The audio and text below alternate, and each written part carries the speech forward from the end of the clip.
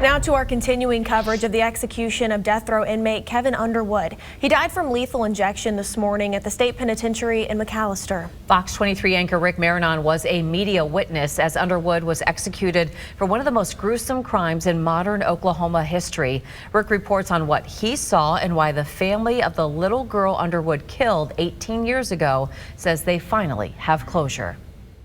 Kevin Underwood turned 45 years old Thursday morning, the exact same morning the state of Oklahoma ended his life. He then apologized to the girl's family and to his own family for the pain that he caused them.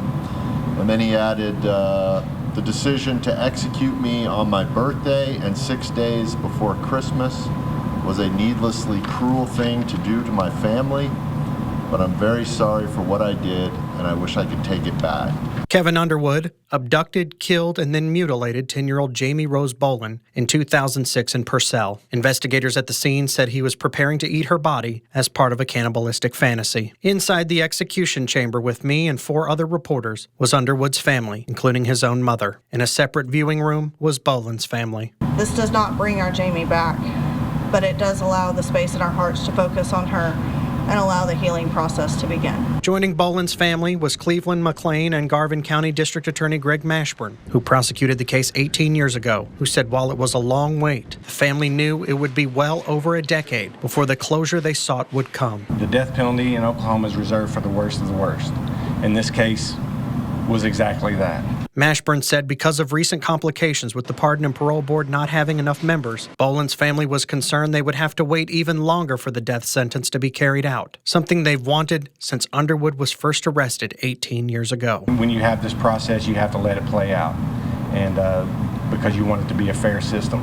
And so we hate that it does take the families through those roller coaster times, but sometimes it just takes that long. Underwood's family visited with him around the same time he got his last meal Wednesday evening. I sat behind his mother as she tearfully watched her son die on his exact birthday. I saw Underwood slightly crying himself as he looked at her 3 times before the medications kicked in and he lost consciousness. He intentionally raised his head to look at her at least about 3 times. Oklahoma Department of Corrections Director Stephen Harp said there were no complications, and Underwood himself requested sedatives to help him prepare for the end of his life. That helped keep him under control. He was very cooperative, and during the whole process of where we get him in the room, strap him down, the conversation was cordial. Yeah, he was easy to deal with this morning.